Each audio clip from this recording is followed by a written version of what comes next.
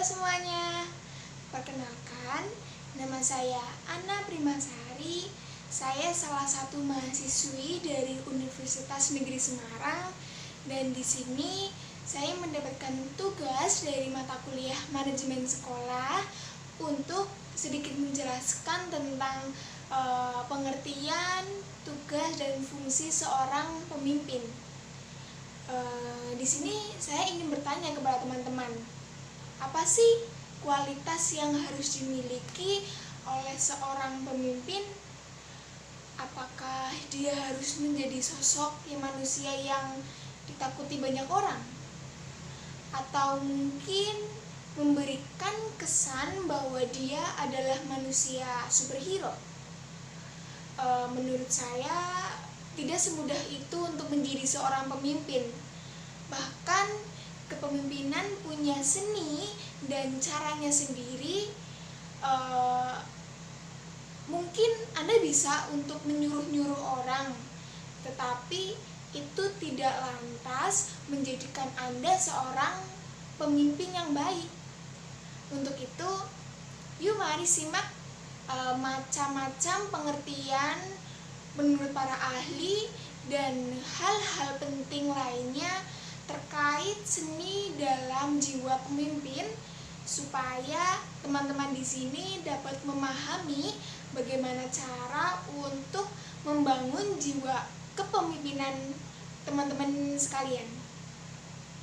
Oke, simak ya materinya. Bye. Di sini untuk pengertian kepemimpinan adalah sebuah kemampuan yang terdapat di dalam diri seseorang untuk bisa mempengaruhi orang lain atau memandu pihak tertentu untuk mencapai tujuan. Sementara itu, definisi pemimpin dalam Kamus Besar Bahasa Indonesia adalah orang yang menjadi pemimpin.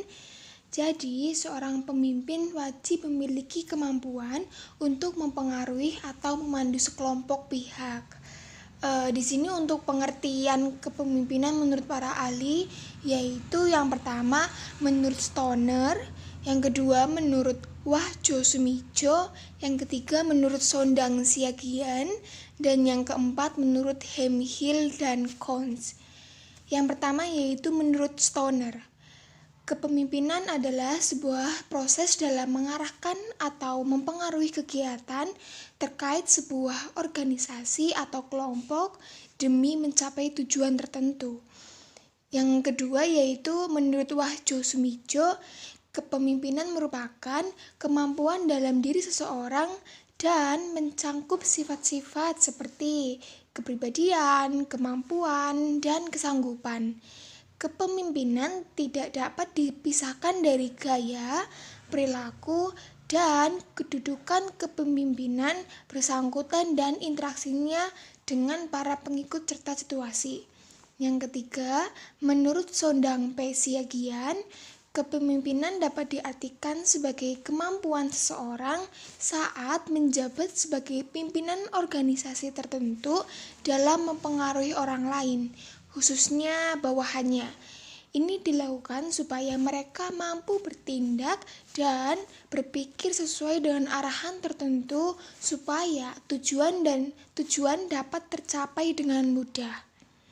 Dan yang keempat menurut Hemhill dan Cons adalah kepemimpinan merupakan perilaku individu ketika memimpin aktivitas dalam kelompok atau organisasi untuk mencapai tujuan bersama atau shared goal.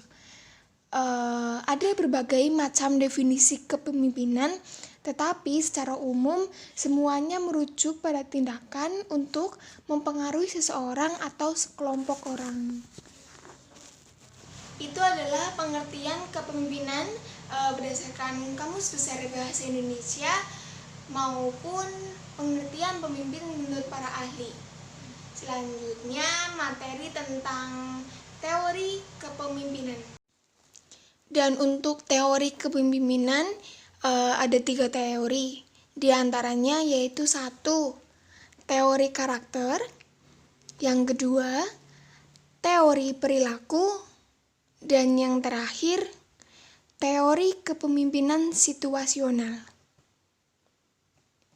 Maksud dari teori karakter yaitu teori karakter merupakan sebuah teori yang menitik beratkan karakter-karakter tertentu yang mampu menyukseskan kepemimpinannya. Contohnya seperti karakter fisik, inteligensi, ketegasan, dan sebagainya. Teori ini dipercaya oleh banyak orang, tetapi tak jarang dihampiri kritik. Salah satunya terkait karakteristik fisik. Dalam teori karakter fisik, yang terlihat tegap dan kuat dianggap sebagai karakter pemimpin yang terbaik. Selanjutnya, teori perilaku. Dalam teori perilaku, dijelaskan mengenai beberapa perilaku yang mencerminkan karakter pemimpin. Perilaku tersebut terbagi menjadi dua. Yang pertama adalah job-centered, dan yang kedua adalah employee-centered. Di sini pengertian dari job-centered adalah sifat kepemimpinan yang berfokus pada pekerjaan. Sementara itu, employee-centered berfokus pada kondisi para karyawan atau bawahan di sebuah proyek. Selanjutnya, teori kepemimpinan situasional. Teori yang dikembangkan oleh Hersey and Blanchard memiliki titik berat pada kematangan para pengikut atau bawahan. Kesuksesan suatu tujuan bergantung pada matang atau tidaknya para bawahan. Maka dari itu, pemimpin diharapkan mampu menganalisis apakah para bawahannya sudah cukup matang atau belum. Dapat disimpulkan bahwa ada beberapa perbedaan pendapat terkait teori kepemimpinan. Namun, yang jelas kepemimpinan yang sukses tidak hanya berlandaskan pada faktor pemimpin saja, tetapi juga para bawahannya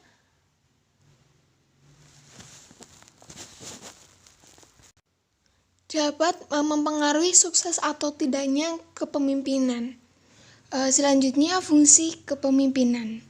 Di sini fungsi kepemimpinan ada 5, yaitu yang pertama fungsi instruktif, yang kedua fungsi konsultatif, yang ketiga fungsi partisipasi, yang keempat fungsi delegasi, dan yang kelima fungsi pengendalian. Di sini maksud dari fungsi instruktif yaitu fungsi ini menempatkan pemimpin sebagai pengambil keputusan dan pemberi tugas terhadap para bawahannya.